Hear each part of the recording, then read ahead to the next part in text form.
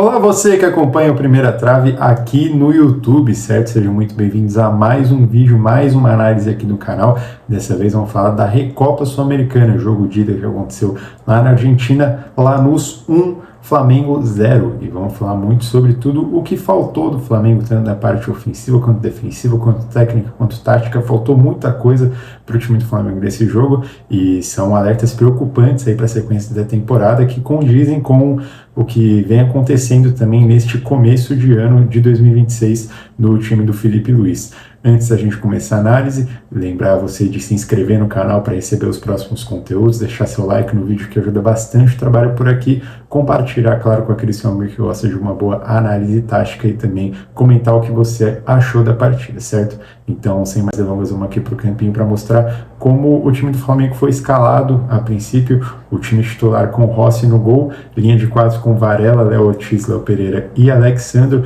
na frente a dupla de volantes, o Pulgar como o primeiro e Paquetá como o segundo volante, a Arrascaeta como meia de ligação, lá na frente o trio de ataque com Luiz Araújo, Carrascal e Everton Cebolinha. Logo de cara a gente observa a ausência do Pedro nesse primeiro momento, o Carrascal como o homem de referência, entre muitas aspas, mas sendo esse jogador mais avançado do ataque,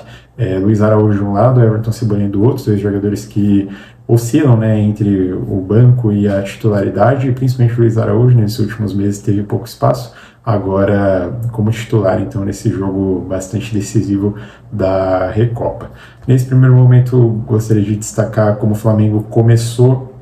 jogando na saída de bola, com a posse de bola, que foi o cenário que se manteve no decorrer de quase toda a partida, por mais que essa posse de bola não fosse traduzida em grandes chances e, de fato, em um volume ofensivo, mas a gente já vai chegar lá. A princípio, tivemos essa saída A3 com o Léo Ortiz, o Léo Pereira e o Alex Sandro aqui atrás. O Pulgar era esse homem do meio campo mais próximo, né, desse trio de zagueiros. O Paquetá variava um pouco entre ajudar por aqui e aparecer também na frente para auxiliar os jogadores de frente. Enquanto isso, o Everton Cebolinha ele aparecia aberto por esse lado esquerdo, e desde o começo do jogo o Luiz Araújo é um cara que centralizava bastante para liberar justamente o Varela para atacar esse corredor, como ele costuma fazer com bastante qualidade, e deixar esse trio aqui então responsável pela saída de bola em si. Já da parte do Lanús, o time se defendia no 4-4-2, Marcelino Moreno e o Castilho fechavam aqui essa primeira pressão, o Sálvio e o Carreira baixavam bastante, então, para formar uma segunda linha de 4, à frente da linha de 4, claro, da parte defensiva em si. A dinâmica do Flamengo, então, nessa saída, utilizou bastante, né, desses jogadores de lado, do Alexandre e do Léo Ortiz por aqui, para saírem jogando. No meio campo, o Arrascaeta era alguém que baixava bastante, que recuava para aparecer como opção. Não muito a princípio, cada vez mais no decorrer da partida, conforme o Flamengo de fato interpretava que não conseguia achar os espaços, o Arrascaeta foi recuando aos poucos, mas ele já era alguém que saía bastante da posição dele a princípio, né? Não guardava uma posição fixa, principalmente por esse lado esquerdo, então ele baixava para receber. Tinha também o Paquetá, claro, por aqui, o próprio Luiz Araújo, que na prática foi uma espécie de meia por ali. O Carrascal foi alguém que também saía da referência, mas não muito para receber a bola na saída, sim, nos momentos que o Flamengo conseguiu ocupar o campo de ataque para fazer associações, para, de repente, participar de movimentos coordenados, trocas de posicionamento que tinham a ideia, né, de arranjar algum espaço aí e furar essa linha defensiva do Lanús, mas enfim, o Flamengo não conseguiu encontrar muito espaço dessa maneira.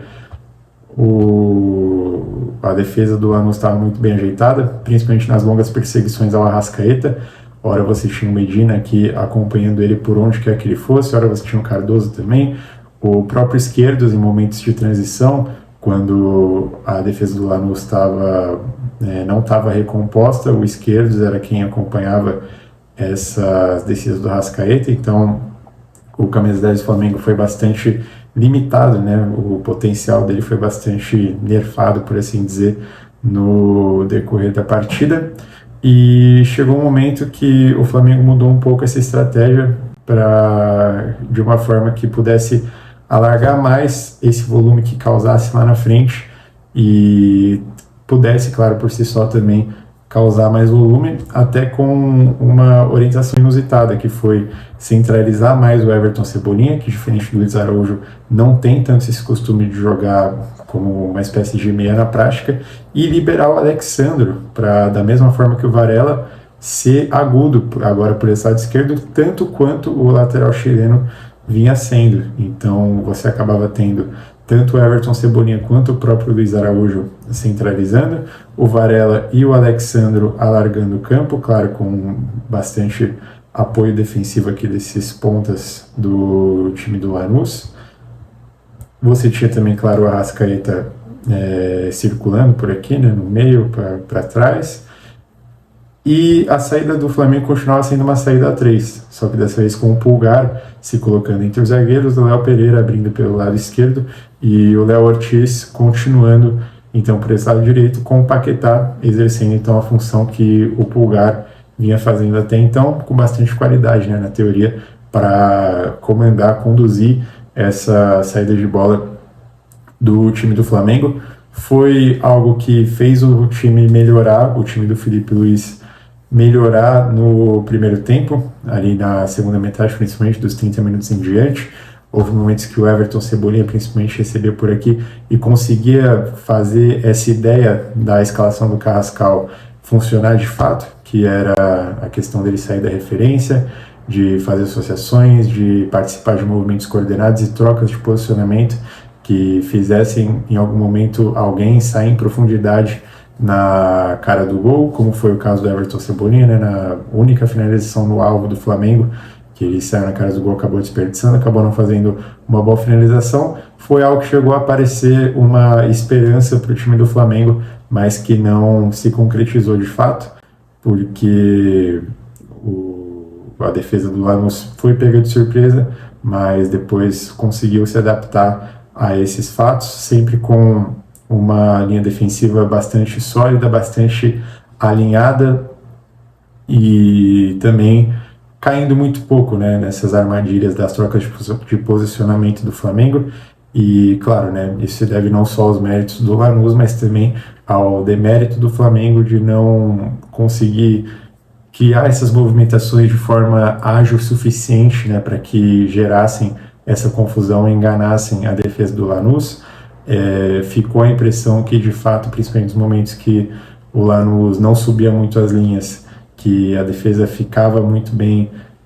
composta, muito bem formada, muito bem sólida lá atrás, e que o Flamengo não sabia muito bem como agir em relação a isso, diante, né, de uma postura tão bem treinada e coordenada do Lanús, com cada jogador sabendo muito bem o próprio papel e sabendo muito bem quem perseguir, né, por si só, como foi no caso do Arrascaeta, né, que teve o desempenho bastante limitado nesse aspecto. Então, por mais que em muitos momentos o Flamengo conseguisse, como eu falei, com a centralização dos pontas e com o ataque dos laterais ao corredor, conseguisse causar esse volume e que fosse um volume de fato alto, tanto em termos de atletas quanto também de largura do campo,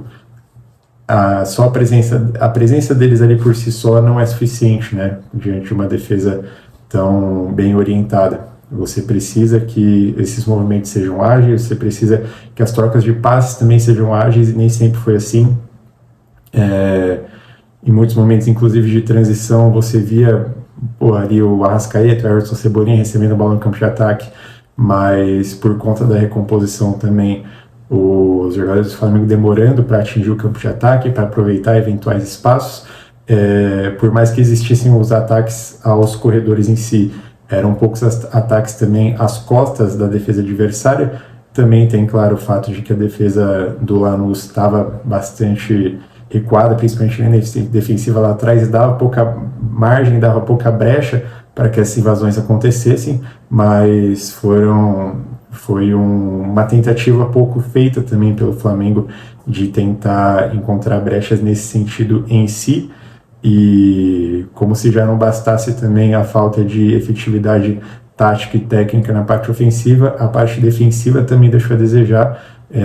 e se os jogadores demoravam para aparecer no campo de ataque nos momentos de transição ofensiva, o houve muita também falha na recomposição defensiva, nos momentos que o Flamengo perdia a bola, que o Lanús recuperava, e o Lanús tinha muito mais facilidade, ainda mais se a gente comparar com o time do Flamengo, de atravessar o campo, fazer a bola passar pelo meio e chegar no último terço, chegar numa zona de perigo. Houve muito mais chances de perigo, ou chances que poderiam causar perigo por parte do Lanús, do que por parte do Flamengo no decorrer da partida como um todo, justamente por isso, porque principalmente você tendo os dois laterais, né, tanto o Varela quanto o Alexandre, de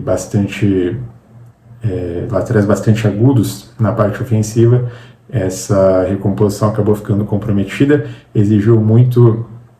que, por exemplo, o Paquetá, hora ou outra até o próprio Arrascaeta, voltassem, e eles foram muito bem em determinados lances, em dar botes, em se arriscar, inclusive em cortes, né, que poderiam gerar, enfim, faltas arriscadas, cartões amarelos, e por aí vai.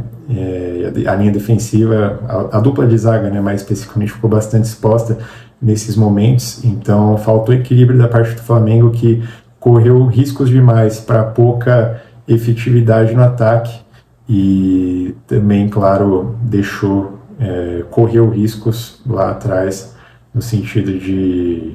entregar oportunidades para o time adversário. É válido pontuar também as substituições do Flamengo, ali na faixa dos 13 minutos do segundo tempo, o Felipe Luiz tira o Arrascaeta, que já não estava dando conta do recado, e coloca o Pedro, deixa o Carrascal como um meio de ligação e coloca o Pedro como um atacante mais de referência, mais brigador ali, principalmente na parte física com os zagueiros.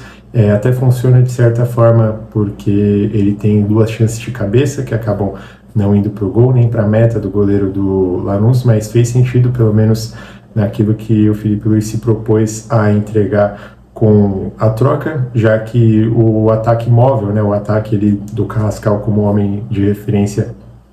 se trocando de posicionamento, participando ali de movimentações com os demais companheiros do Flamengo, já não estava funcionando, então a tentativa foi de alguém que pudesse entregar algo diferente ali no setor ofensivo. Já a troca foi uma troca dupla, né? O outro movimento que aconteceu nesse mesmo momento foi a entrada do Samuel Lino no lugar do Everton Cebolinha, que aí foram jogadores também que fizeram funções semelhantes, o Samuel Lino até com um pouco mais de liberdade para circular do que o Cebolinha vinha tendo,